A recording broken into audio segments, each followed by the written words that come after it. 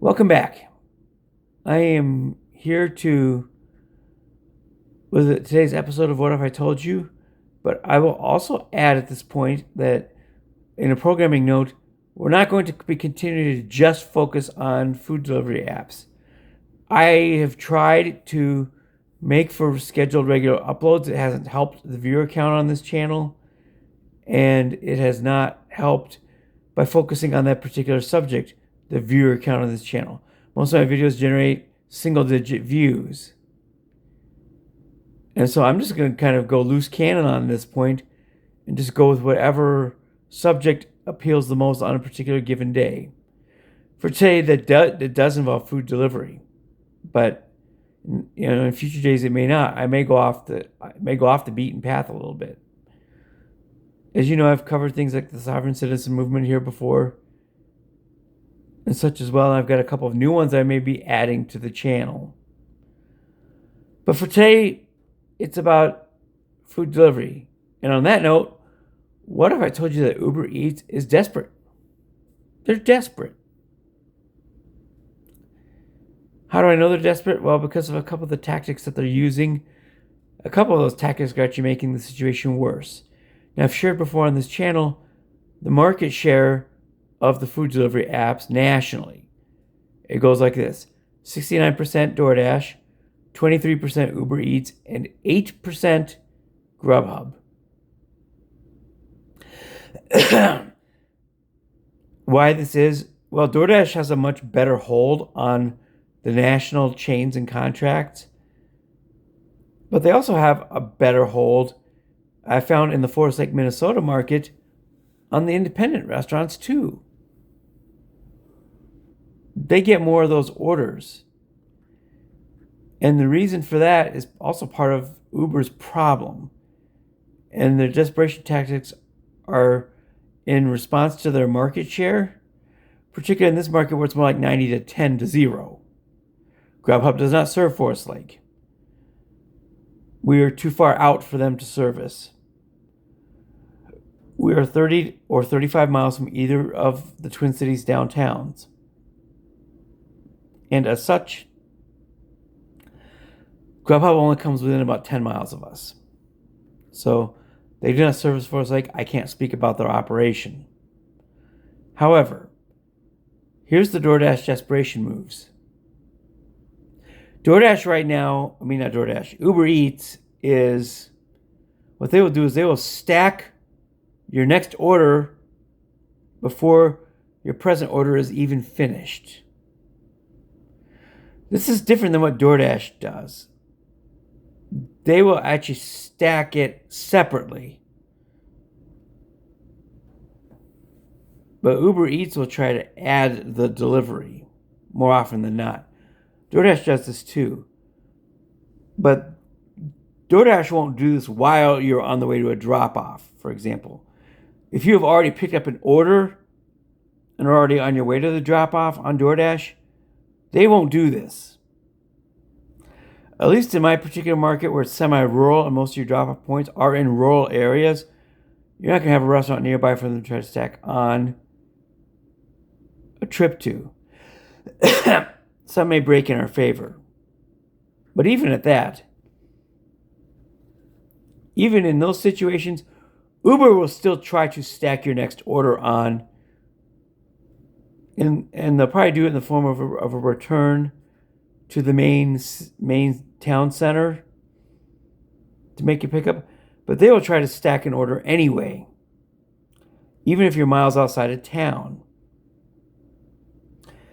This is clearly a desperation tactic because they are so far behind DoorDash in this game, it's not even funny. It would be like if I were going against Usain Bolt in a 100-meter sprint. How far ahead would he be of me? Even in his retirement, he would beat me by 50 meters. This is how the food delivery game market looks right now. That is how far ahead DoorDash is of Uber Eats. Uber Eats right now, also as their desperation, allows absurd delivery distances. They do not care how far you have to come to pick it up. They do not care how long it takes you to pick it up. They do not care how far you have to go to deliver it.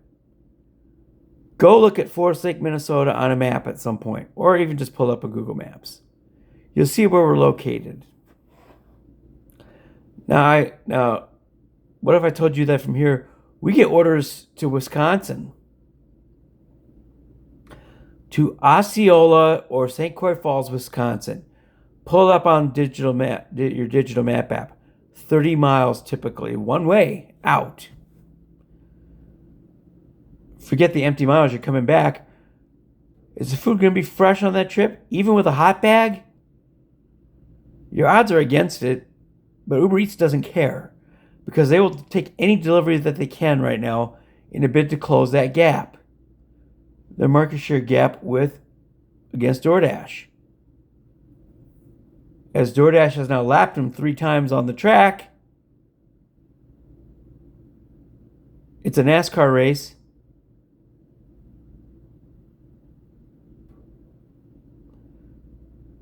DoorDash is the late Kyle Busch.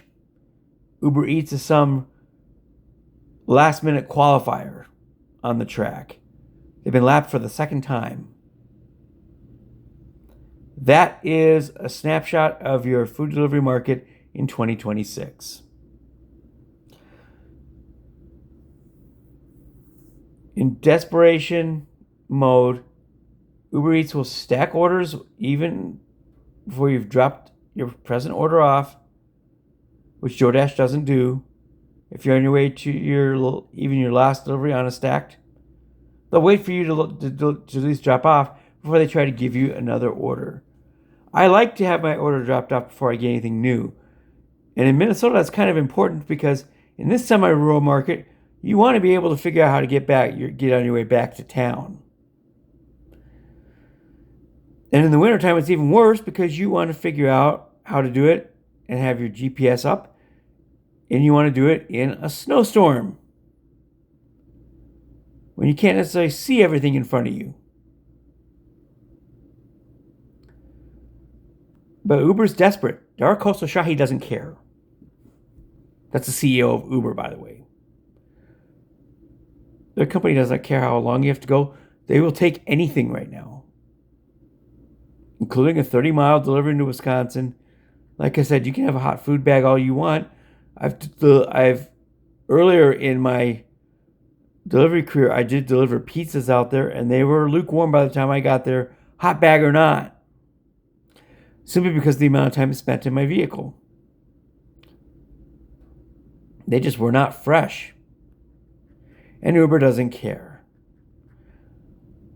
Now, in the days of tip baiting, this was a big problem because a lot of times your tip would get reduced.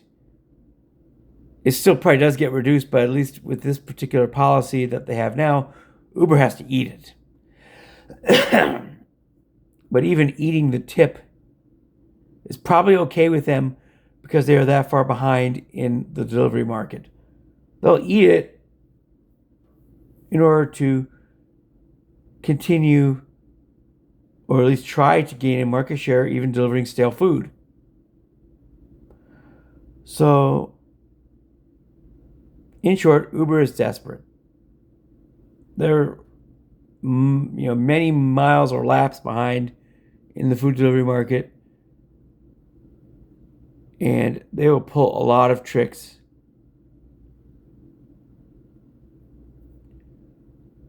Uber has also been more eager to take non-food deliveries at this point. In my market, that includes Home Depot. It includes a dog food store called Chuck and Don's. Most of the time, those actually pay fairly well.